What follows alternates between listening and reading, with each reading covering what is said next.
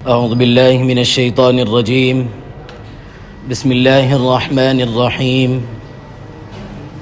الحمد لله وحده، والصلاة والسلام على من لا نبي بعده ولا رسول بعده ولا معصوم بعده ولا أمة بعد أمتي ولا کتاب بعد کتابی اما بعد. انتہائی واجب الاحترام، قابل صد احترام بزرگان دین، نوجوانان اہل سنت، السلام علیکم ورحمۃ اللہ وبرکاتہ. سب سے پہلے ہم پر لازم و ضروری یہ ہے کہ ہم اللہ رب العزت کا شکر ادا کریں کہ اللہ رب العزت نے ہماری عمروں میں درازگی عطا فرمائی اور ہم اس مقدس مہینے سے لطف اندوز ہونے کے قابل رہے، اور اللہ نے مزید صحت کی دولت سے بہراور فرمایا کہ جس کی وجہ سے ہمارے لیے روزے، تراویح اور نمازوں کا اہتمام ہمارے لیے آسان ہوا. اگر اللہ رب العزت صحت کی دولت چھین لیتے، واپس لے لیتے، تو ہم کس طرح یہ ممکن تھا ہمارے لیے کہ ہم مسجد کو آ سکے یا تراویح کا اہتمام کر سکے یا پھر دیگر عبادات ہمارے لیے ممکن ہو. یہ اسی وقت ممکن ہوا کہ جب اللہ رب العزت نے ہم کو جہاں صحت عطا فرمائی، وہیں اللہ رب العزت نے ہمیں زندگی دی. اس پر اللہ کا جتنا شکر ادا کیا جائے کم ہے. اب اس شکر میں ہم کو کیا کرنا چاہیے؟ صرف زبانی جمع خرچ کے اللہ کا شکر ہے کہ اللہ نے ہمیں رمضان کی دولت دی، یا اللہ کا شکر ہے کہ اللہ نے ہمیں صحت دی اور ہمارے روزے آسان ہو گئے، صرف اتنا کافی ہے یا اس کے کچھ تقاضے بھی ہیں؟ ظاہر سی بات ہے اور لازماً یہ بات ہے کہ کچھ اس کے تقاضے بھی ہے جس کو پورا کرنا ہم سب کی ذمہ داری ہے. اور کیا ہے کہ ہم روزہ رکھ رہے ہیں، لیکن ہمارا روزہ ہم کو آنکھ کے گناہ سے نہیں بچا رہا ہے، زبان کے گناہ سے نہیں بچا رہا ہے، کان کے گناہ سے نہیں بچا رہا ہے، تو پھر یہ ہمارا روزہ اللہ کو اس کی کوئی ضرورت نہیں ہے تمہارے بھوکے پیاسے رہنے کی اگر تم گناہوں سے نہ بچتے ہو. تو لازم و ضروری یہ ہے، وہ گزشتہ کا مسئلہ ذہن میں رکھیں کہ اب لازم و ضروری یہ ہے کہ ہم اپنے آپ کو، اپنی آنکھ کو، اپنے کان کو، اپنی زبان کو گناہوں سے بچائے. جب ہماری آنکھ، کان، زبان، دماغ و دل جب گناہوں سے بچتے ہیں تو اللہ رب العزت جو فرماتے ہیں کہ لعلکم تتقون، تو پھر اس کا اس وقت فائدہ بھی ہوگا کہ تقوی اپنے اندر آئے گا، اللہ کا خوف، اللہ کا ڈر ہمارے دل میں پیدا ہوگا. اور اس مہینے کے ساتھ ایک خاص دو چیزیں ہیں بنیادی طور پر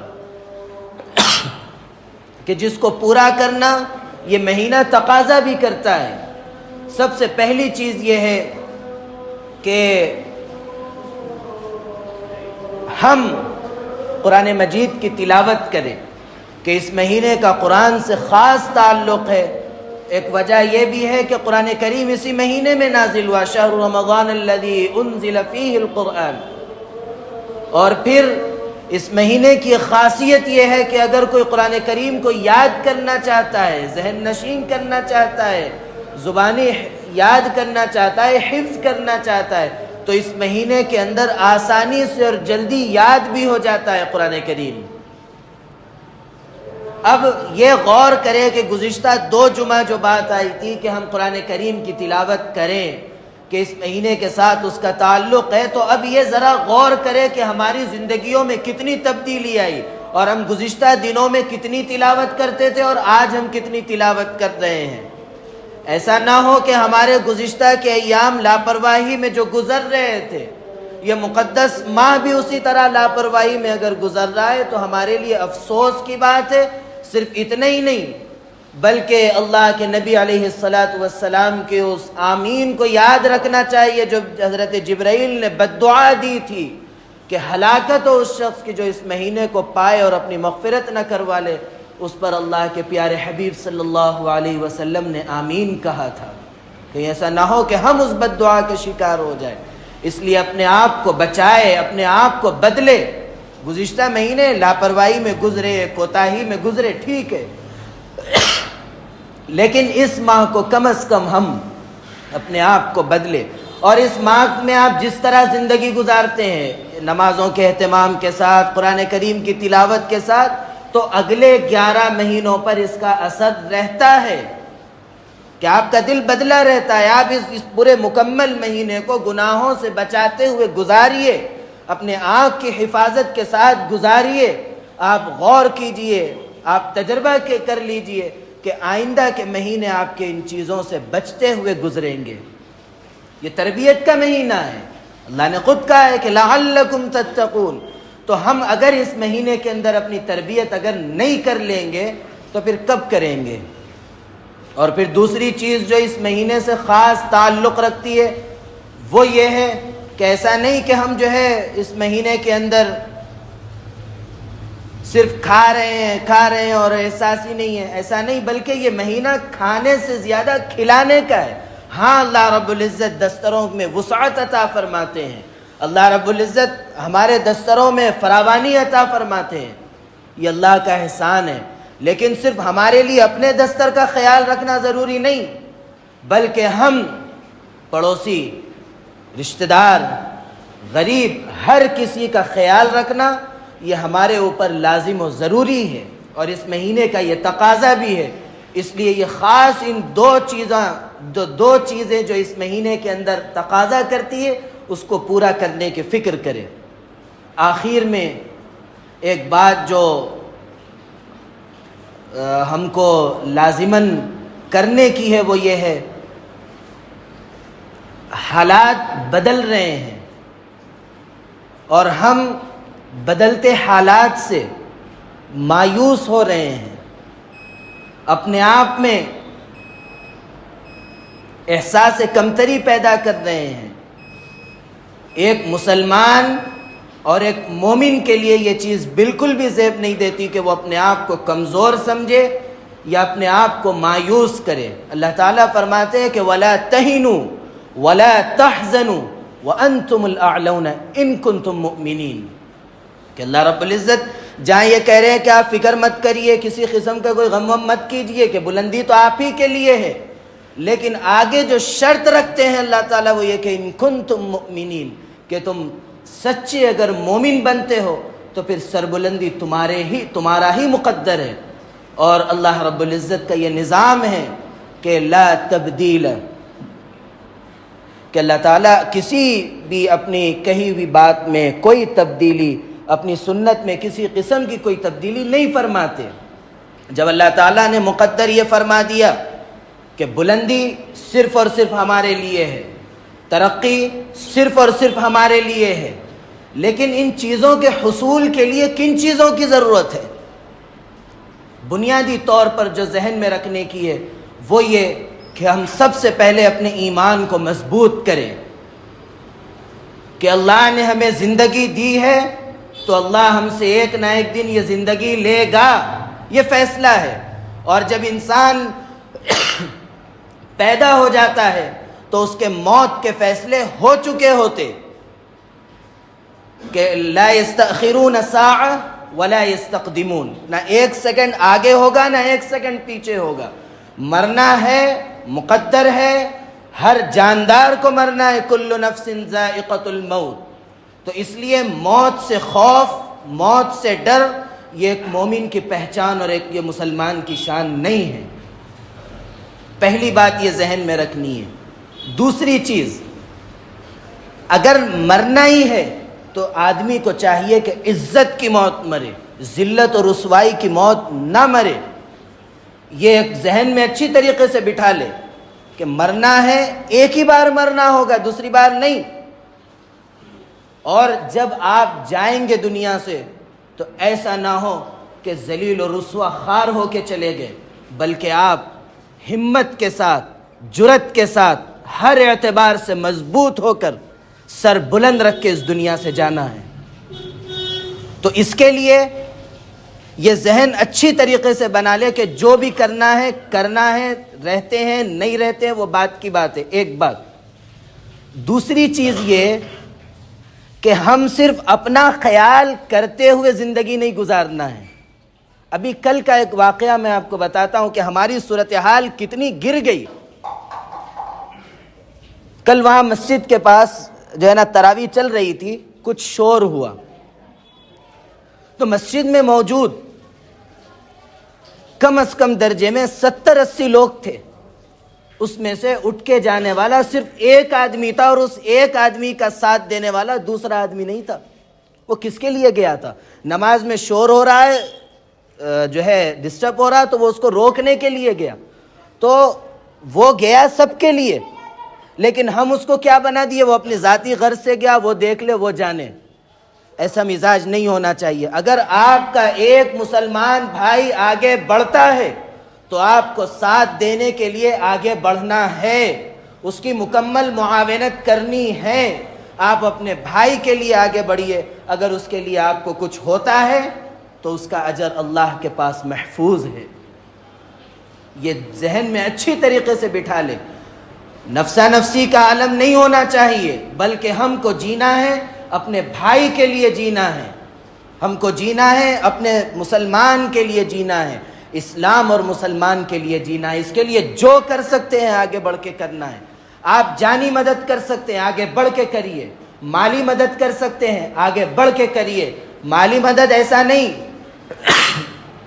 آگے اگر زکوٰۃ کا سلسلہ اگر شروع ہوگا تو اس میں یہ بات آئے گی کہ آپ اگر کسی کی مالی مدد کرتے ہیں تو یہ سوچ کے ہرگز مت کریے کہ میرا اس سے کیا فائدہ ہے، یہ میں اس کو دے کے مجھے کیا فائدہ، یہ میری عزت نہیں کرتا، کیا فائدہ، یہ نہیں، بلکہ ایک انسانیت کی بنیاد پر کسی قسم کے کوئی بدلے کی امید نہ رکھتے ہوئے آپ مدد کیجئے اور لازماً کیجئے۔ اور یہ اس وقت کا تقاضا بھی یہی ہے۔ آپ نہیں جانتے کہ، بلکہ آپ مجھ سے زیادہ جانتے کہ کن احوال سے آج دنیا کے ہر خطے کے اندر مسلمان کیسا گزار رہا ہے۔ اسی لیے اپنے آپ کو، اپنے دل کو اس بات پر منوا لیجئے، پکا کر لیجئے، مضبوط کر لیجئے۔ دو باتیں بنیادی طور پر، پہلی تو یہ کہ جو بھی ضرورت پڑے گی آگے بڑھ کے کرنا ہے، اور اب صرف اپنے لیے نہیں بلکہ اپنے بھائی کے لیے بھی آگے بڑھ کر کرنا ہے۔ مرنا ہے، موت ہے، مریں گے، کوئی اس کی پرواہ نہیں کرنا ہے۔ اس کے لیے دوسری چیز آپ کو جو آگے بڑھ کر کرنی ہے وہ یہ ہے کہ آپ اپنے کردار کو درست کیجئے، کہ آپ کے کردار سے ایسا نہ ہو جیسا اب آج کل، ابھی آپ چند دن پہلے، بلکہ شاید جو ہے شعبان کے آخری تاریخ میں آپ نے دیکھا ہوگا، یا شاید پہلے رمضان کو آپ نے دیکھا ہوگا کہ مسلمان ایسا اڑی پڑ رہا ہے کہ پولیس کو لاٹھی چارج کرنا پڑا، جوتے مار کے ہٹانا پڑا۔ یہ مسلمان کا کردار ہوتا؟ اس کا اللہ نے ہاتھ تو وہ بنایا تھا کہ یہ خرچ کرتا، اللہ نے اس کو اتنی وسعت دی تھی، لیکن یہی مسلمان عبادت کے لیے گرنے کے بجائے کھانوں کے لیے گر رہا ہے۔ تو ایسا نہیں، بلکہ اپنے کردار کو درست کیجئے، اپنے اخلاق کو درست کیجئے۔ اپنے کسی عمل سے، کسی فعل سے کسی بھی شخص کو کسی بھی قسم کی کوئی تکلیف نہیں ہونا چاہیے۔ اور اس کے لیے آپ یہ مت سوچئے کہ اس سے تو میرے کو کوئی جو ہے سکون نہیں ہے، میں کہیں اس کے لیے سکون کے لیے سوچوں، بلکہ وہ جو کر رہا ہے آپ کو اپنے طور پر اپنے اخلاق پیش کرنا ہے۔ جس کو آپ اخلاق پیش کر رہے ہیں وہ مسلمان ہے تب بھی کرنا ہے، وہ مسلمان نہیں ہے تب بھی کرنا ہے۔ یہ آپ عہد کر لیجئے۔ آپ کو کوئی حق نہیں ہے کسی کو برا کہنے کا، آپ کو کوئی حق نہیں ہے کسی کی کردار کشی کرنے کا۔ آپ اپنے اخلاق پیش کیجئے، چاہے سامنے والا اچھا ہے تب، برا ہے تب، آپ کے لیے لازم و ضروری یہ ہے کہ آپ اپنے اخلاق اور اچھے کردار کو پیش کیجئے۔ تیسری چیز یہ کہ آپ دعا کیجئے، استغفار خوب کیجئے کہ اللہ رب العزت یہ جو ہم اپنے گناہوں کا خمیازہ بھگت رہے ہیں، اللہ رب العزت ہمیں معاف فرمائے۔ اللہ معاف فرمائے. بہت برے احوال سے ہم ایسے ایسے گناہ کر بیٹھ رہے ہیں کہ ہم کو احساس تک نہیں ہے. ہم سامنے والے کو تکلیف دے کے گزر رہے ہیں, ایسا سخت جملہ اس کے منہ پر کہہ کر گزر رہے ہیں کہ اس کا دل مچل جا رہا ہے, تڑپ جا رہا ہے, اور ہم کو احساس نہیں ہے, اور ہم اپنے کہے ہوئے جملے پر فخر محسوس کر رہے ہیں. افسوس کی بات ہے, انتہائی افسوس ہے. مسلمان اتنا گر گیا. یہ میں نہیں کہوں گا کہ کافر سے بدتر ہو گیا, کافر کتنا بھی اچھا ہو, ایک مسلمان اس سے چاہے کتنا بھی برا اس سے بہتر ہے. یہ اسلامی نظریہ ہے. لیکن اخلاق کے اعتبار سے ہمارے اخلاق کہاں چلے گئے, کون لے لیا؟ اس لیے اخلاق کو بدلے اور اپنے ان گناہوں کو چھوڑے اور اللہ سے توبہ کرے. اور جن لوگوں سے ہمارے معاملات خراب ہے, جیسا کہ کل آیا تھا اثر بات, اپنے ذہن میں اس کو پھر دوبارہ ذہن نشیں کرتے ہوئے اپنے اخلاق کو, اپنے کردار کو بدلے, اپنے ان گناہوں سے اجتناب کرے. سامنے والا جو کرتا ہے وہ بھگت لے گا, لیکن آپ بھی بھگتیں گے اگر آپ اس کے ساتھ خراب رویہ رکھیں گے. تو آپ اپنے آپ کو بدلے, استغفار کرے اور اللہ سے خوب دعا کرے کہ اللہ رب العزت جہاں ہمارے گناہوں کو معاف فرمائے, بخشش فرمائے, وہیں ہمارے احوال کو بھی درست فرمائے. اور اس مہینے کا تقاضا بھی یہی ہے کہ دعاؤں کا اہتمام, تو اس دعا کا بھی اہتمام کریے.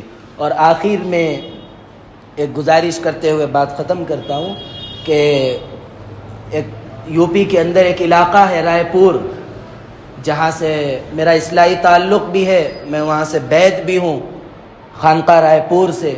تو وہاں ایک مدرسہ بھی چلتا ہے, تو وہاں کے ایک سفیر آئے ہوئے ہیں, آپ جاتے ہوئے ان کا تعاون کرتے ہوئے جائے. اللہ رب العزت آپ کے خرچ کرنے کو, اللہ رب العزت آپ کے ہر عمل کو قبول فرمائے. اللہ رب العزت کہنے سننے لکھنے پڑھنے سے زیادہ عمل کی توفیق عطا فرمائے. عمل کی باتوں پر عمل کرنے, بچنے کی باتوں سے بچنے اور عقیدے کی باتوں پر عقیدہ رکھنے کی توفیق عطا فرمائے. آمین. وآخر دعوانا ان الحمد للہ رب العالمین.